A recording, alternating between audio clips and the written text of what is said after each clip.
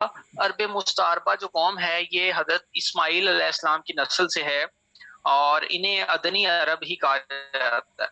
میں آپ کو اس کی تھوڑا سا بیک گراؤنڈ بتا دوں کہ یہی عرب مستعربہ قوم جو ہے وہ حضرت اسماعیل جو ہیں ان کے نسب سے چلا ہے۔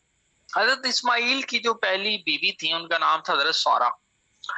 حضرت سارہ سے آپ کی شادی ہوئی اور وہ بانجھ تھیں۔ یوں ہی آپ ہجرت کرتے تھے، اسی طرح ہجرت کرتے کرتے آپ مصر پہنچے اور وہاں پر فرعون کے دربار میں حضرت سارہ جو تھیں وہ گئیں تو فرعون کی جو نیت تھی وہ اس پہ ان پہ بدنیت ہو گیا۔ وہ جیسے ہی حضرت سارہ کے پاس آتا تو کیا ہوتا جی کہ وہ پاؤں اس کے دنس جاتے۔ جب اس کو پتہ لگا کہ یہ معاملہ جو ہے وہ نہیں میرے پہ حاوی نہیں ہو رہا تو اس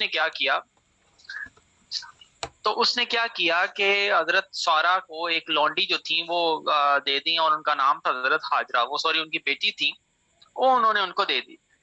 حضرت سارہ نے کیا کیا، حضرت ہاجرہ کی جو شادی ہے وہ حضرت اسماعیل سے حضرت ابراہیم سے کر۔ جب حضرت ابراہیم سے شادی کی تو وہ ان کو لے آئیں اور ان سے حضرت اسماعیل علیہ السلام پیدا ہوئے۔ اب حضرت سارہ بے اولاد تھیں، حضرت ہاجرہ کو بیٹا ہو گیا تو وہ بڑا ہوا، انہوں نے کہا جی کہ آپ ان کو کسی جگہ پہ چھوڑائیں۔ اللہ کا حکم بھی تھا، حضرت ابراہیم نے کچھ دن توشہ لیا، کچھ کھجوریں لیں اور آپ کو ایک مشکیزہ لیا اور آپ کو لے کر آپ چلے گئے، فلسطین سے باہر چلے گئے۔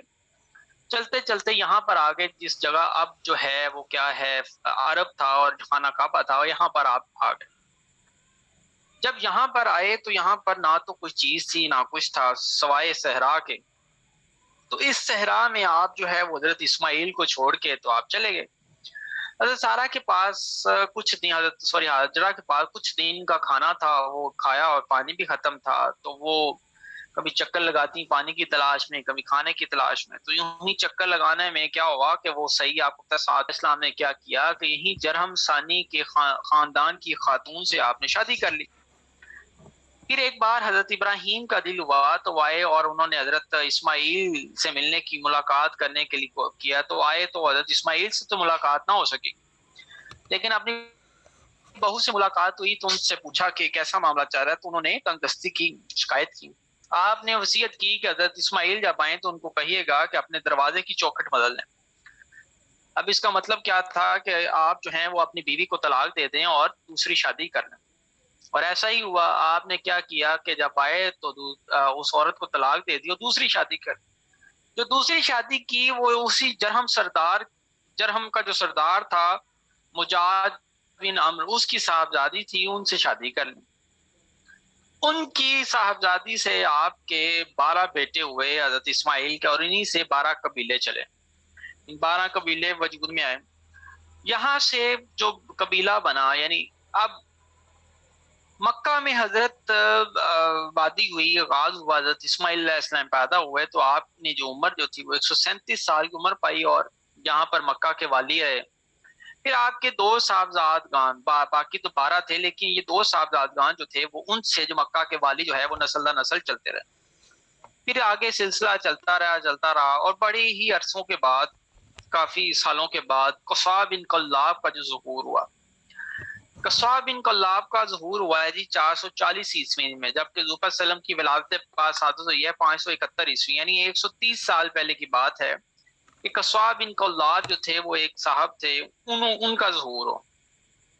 عرب میں انہوں نے کیا کیا کہ وہ جب آئے تو بیت اللہ کے والی مقرر ہوئے، لوگ وہ جو عرب زیارت کے لیے گوشہ گوشہ سے لوگ جو تھے وہ آنے لگ گئے، تو مکہ پر جو تھا وہ 5ویں صدی میں ان کا جو تھا وہ کافی تسلط آ گیا۔ ان قصا بن کلاب نے کیا کیا، ان قصا بن کلاب نے یہ کیا کہ بار بار یہ جو کس طرح سے سیکیورٹی میں جی، تو یہ قصا بن کلاب نے کیا کیا کہ عرب میں جو ہیں وہ ڈفرنٹ ڈیزگنیشن بنا دیے، عہدے بنا دیے، جیسے دارہ ندوہ ایک عہدہ بنا دیا۔ ان کے سپرویژن میں کیا تھا کہ جہاں پر بھی جب بڑے بڑے معاملات کے مشورے ہوتے، لوگوں نے اپنی شادیاں کرنی ہوتی، یعنی قریش کی جو پارلیمنٹ تھی وہ دارہ ندوہ تھی۔ پھر انہوں نے ایک بنایا جی، ایک انہوں نے ایک بنایا، وہ اس کا نام تھا بوا۔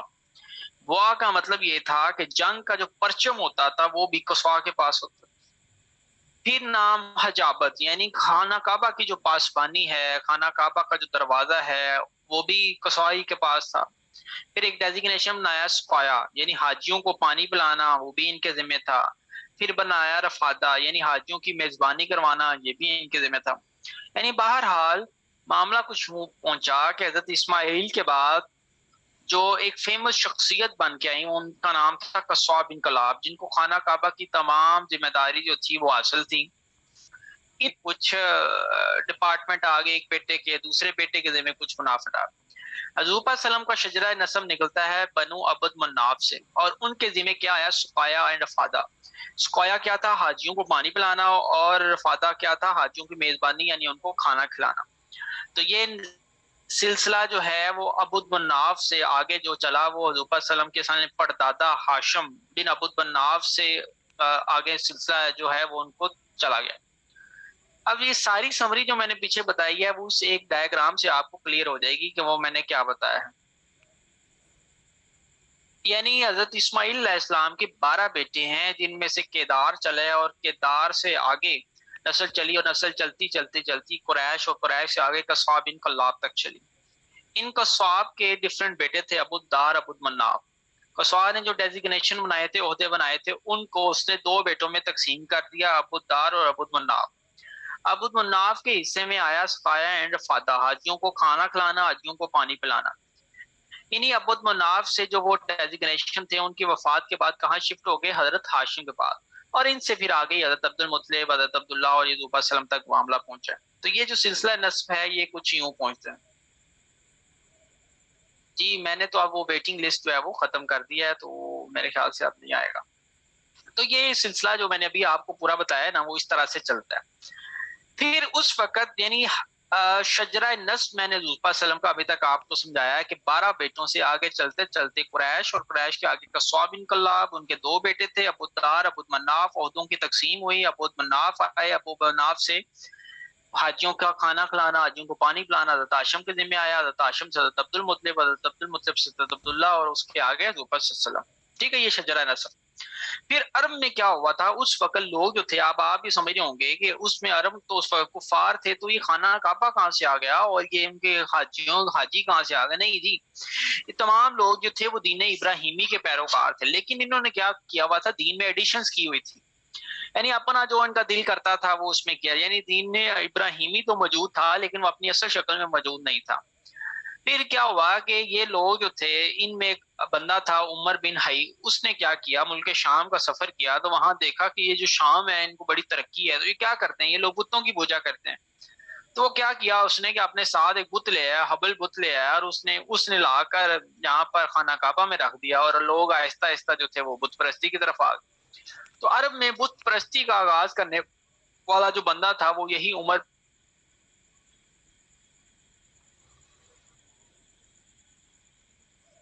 بن عبد الحی تھا۔ پھر انہوں نے جو مطلب اکنامک کنڈیشن تھی وہ اس طرح سے تھی کہ یہ لوگ جو تھے مطلب ان کی کوئی تھا نہیں، تو یہ کیا کرتے تھے؟ کھیتی باڑی کرتے تھے، غلہ بانی کرتے تھے، تجارت جو تھی وہ ان کا سب سے بڑا ایک پیشہ تھا۔ یہ لوگ مکہ سے مال لیتے اور اس کو شام لے کے جاتے اور حبشہ لے کے جاتے، تو یہ 2 ملکوں کے ساتھ ان کی تجارت تھی۔ پھر یہ کیا کرتے؟ مہینوں میں یہ سفر بھی نہیں کرتے تھے، جنگ بھی نہیں کرتے تھے، تو ان مہینوں میں یہ عرب میں ہی یہ کیا کر لیتے؟ بازار لگا لیتے، اوقاز، المجاز، مجنہ، یہ بازار جو تھے وہ اس طرح سے وہ لگا لیتے۔ تو ابھی تک میں نے آپ کو حضور صلی اللہ علیہ وسلم کا شجرہ نسب بتایا کہ حضور صلی اللہ علیہ وسلم کا شجرہ نسب کہاں سے کہاں تک چلا، قریش سے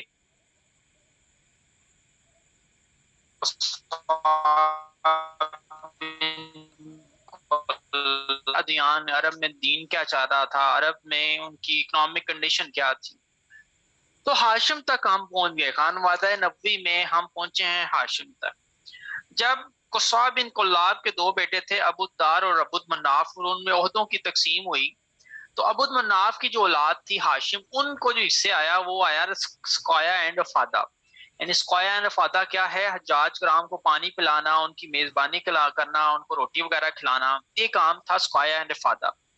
ان ہاشم کا اصل نام تھا عمر، نام ہاشم کیوں پڑا؟ کیونکہ پہلی دفعہ عرب میں جو روٹی جو تھی وہ آفر کی، یعنی حاجیوں کو، وہ کنہوں نے کھلائی؟ وہ انہی ہاشم نے کھلائی۔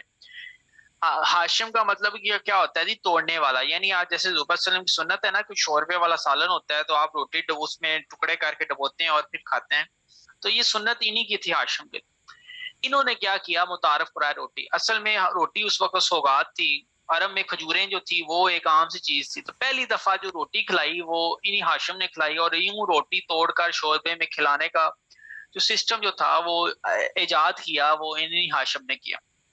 سو کیا ہوا کہ یہ ملک شام تجارت کے لیے گئے اور وہاں پر انہوں نے قبیلہ بنو نجار کی عورت سے شادی کی، اور وہاں پر کچھ دن ٹھہرے، بیوی کے ساتھ حمل ہوا، اور وہاں پر انہی کو چھوڑ کے وہاں سے آگے شام چلے گئے۔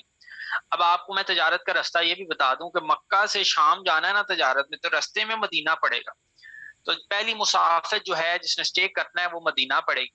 تو وہاں پر آپ کا جو سٹے تھا،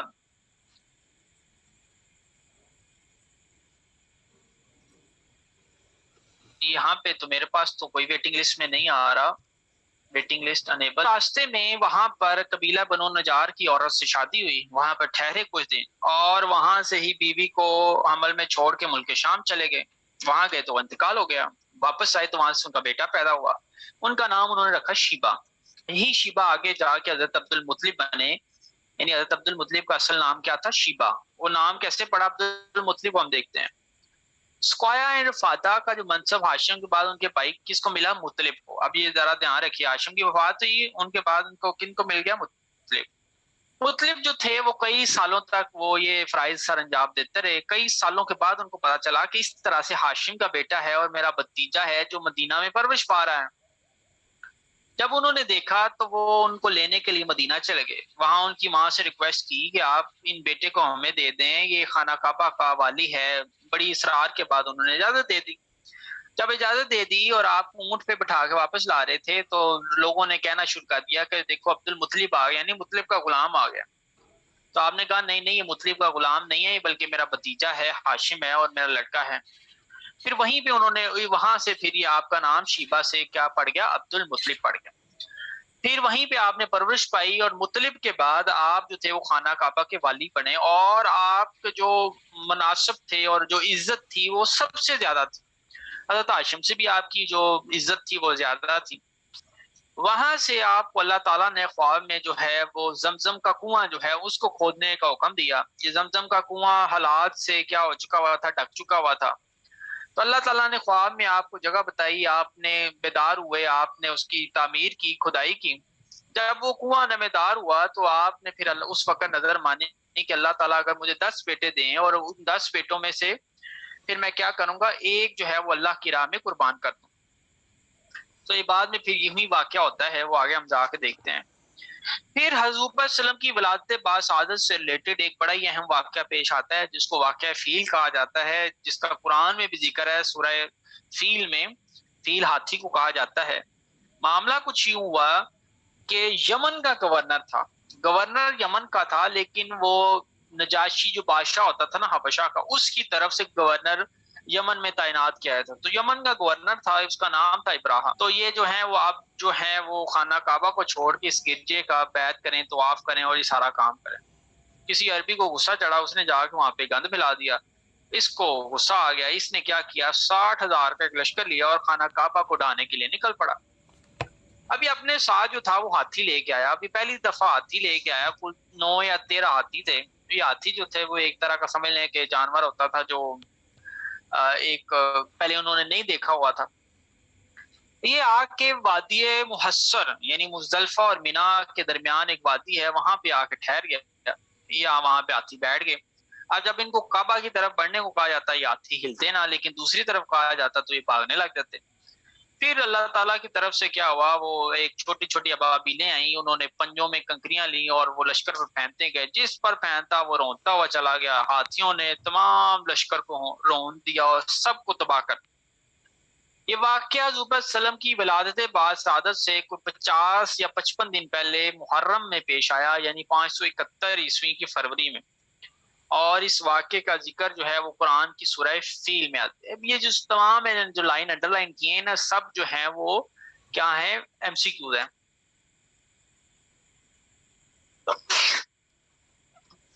फिर उनके बाद हजरत अब्दुल मुत्तलिब की औलाद हुई और वैसे 10 बेटे हुए। कहीं आपको 11 कहीं 13 में मिलेंगे, लेकिन रहीकुल मखतूम के मुताबिक हजरत अब्दुल मुत्तलिब के यानी ज़ुल्फ़ा सल्लम के 9 चचा हैं और टोटल 10 बेटे हैं। फूफियां 6 ही हैं, यानी 6 बेटियां हैं। उनके बाद जब 10 बेटे हुए तो मन्नत मांगी हुई थी कि मैं एक बेटा जो है वो अल्लाह की राह में कुर्बान करूंगा। तो ऐसा ही हुआ। हजरत अब्दुल्ला की जो पैदाइश हुई वो आप परवरिश पाई, जवान हुए, तो आपने क्या किया कि आपने कहा मन्नत मानी है। पूरा निकाला कि किसको ज़िबा किया जाए, तो पूरा निकला किनका, हजरत अब्दुल्ला का।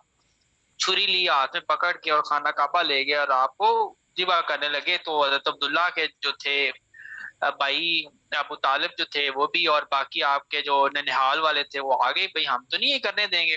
तो फरमाया फिर मैं क्या करूं, अपने जो मैंने नजर मानी है मैं उसको क्या करूं। उन्होंने मशवरा दिया कि आप एक आरफा खतून के पास चले जाएं। आरफा ये जो पूरा निकालने वाली औरत होती है उसको कहते थे। तो आप उनके पास ले गए और उन्होंने कहा जी इस तरह, आपने फरमाया यूं करें कि एक तरफ हजरत अब्दुल्ला का नाम रखें, एक तरफ 10 ऊँट निकलते हैं, तो पूरा निकालते जाएं। तो जिस जहां पर बात बन गई ऊँटों की तरफ, तो वहां पर कर दें। यानी पहला निकाला पूरा हजरत अब्दुल्ला का, 10 ऊँट कर दिए। फिर अब पूरा निकाला तो 10 ऊँट और हो गए। तो यूं करते करते जब 100 ऊँट निकले तो 100 ऊँट पे आपके जाके बारी आई, तो 100 ऊँट पर पूरा निकला किसका, हजरत अब्दुल्ला का। तो फिर उसके बाद पहले खून की जो दियत होती थी ना, दियत कहते हैं कि जब आप खून कर दें तो उसके बदले में जो आप देते हैं ना, तो उसको दियत कहते हैं।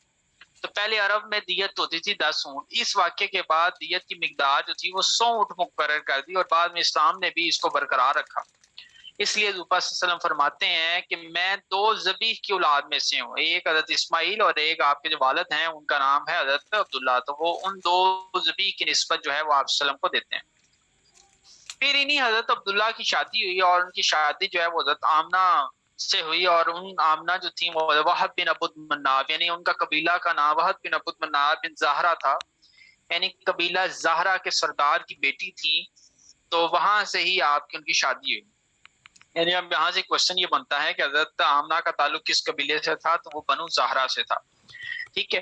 तो अभी तक मैं आपसे क्वेश्चन पूछूं ना, तो यानी क्वेश्चन हजरत अब्दुल्ला की शादी किन से, हजरत आमना से। हजरत आमना के वालिद का नाम क्या है, हजरत आमना के कबीले का नाम क्या है। ऊँटों की दियत जो है वो पहले 10 ऊँट थी, तो ये 100 ऊँट कर दी गई है, किसके नाम से मंसूब है। फिर वाक़या इब्रा यानी वाक़या फील में ये कितने हाथी थे, कितना लश्कर था, फिर ये कब वाक़या पेश आया, इसका जिक्र कुरान की सूरत में है। जमजम का कुआं किसने खुदाई किया, हाशिम का असल नाम क्या था, फिर उनके बाद शीबा का असल नाम क्या था, फिर जो अरब के बाजार लगते थे उनका नाम क्या था, अरब में बुत परस्ती किसने आगाज की।